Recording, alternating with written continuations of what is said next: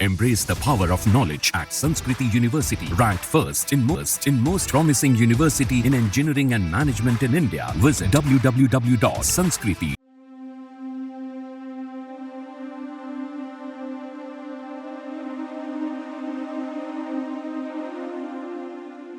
सब लोग तो बोलता है देश के लिए शहीद हो गया, करने के लिए तो बहुत इजी है। I feel proud that my son has done something for our nation. अभी वो हमसे दूर गए ना काफी।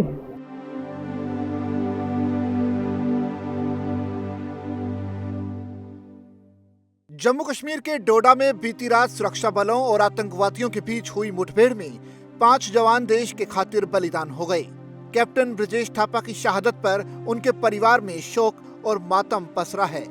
कैप्टन थापा के चाचा ने दर्द बयां करते हुए कहा कि लोगों के लिए ये कहना आसान है कि अधिकारी ने देश के लिए अपना बलिदान दिया, लेकिन परिवार इस क्षति को कभी नहीं झेल पाएगा। शहीद तो देश के लिए तो हुआ है ना, लेकिन जो लॉस हम लोग को हुआ है वो तो कभी भी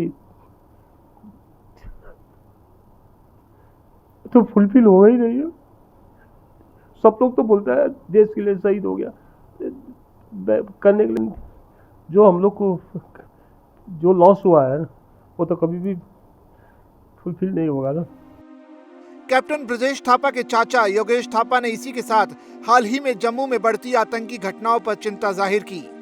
योगेश थापा ने आगे कहा कि केंद्र सरकार को अब एक्शन में आना ही होगा, ऐसे नहीं चलेगा। सुरक्षा बलों पर बार बार हमले हो रहे हैं, अब तक उन पर कोई बड़ी कार्रवाई नहीं हुई। अब तो लेना चाहिए, लेकिन ऐसा तो डेली मिलिटेंट के साथ डेली हो रहा है, डेली जा रहा है। ऐसा एक्शन अब क्या लेगा? गवर्नमेंट को तो लेना चाहिए। ऐसे तो जिस तरह से आर्मी पर्सनल का लॉस हो रहा है, वो तो लाइफ का लॉस जो हो रहा है उसमें उसके लिए तो लेना तो चाहिए, लेकिन कब लेगा कैसा लेगा वो तो अभी तक अभी कुछ पता नहीं। खाली डेली शहीद हो रहा है, डेली शहीद हो रहा है। कैप्टन ब्रजेश थापा के चाचा ने आगे कहा कि हम शव के आने का इंतजार कर रहे हैं, जिसके बाद हम पश्चिम बंगाल के दार्जिलिंग जाएंगे। थापा के माता पिता दार्जिलिंग में ही रहते हैं। उन्होंने बताया कि वो 5 साल से सेना में भर्ती था और उनका लालन पालन सेना के इलाकों में हुआ, क्योंकि उनके पिता सेना में कर्नल हैं। उन्होंने उम्मीद जताई कि कल तक शव सौंप दिया जाएगा। बेटे की शहादत पर मां के आंसू ही नहीं रुक रहे।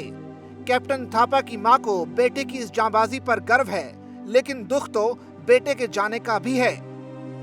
अपने बेटा को गुम ही कर दिया। अभी तो आएगा भी नहीं कभी वो वापस। तो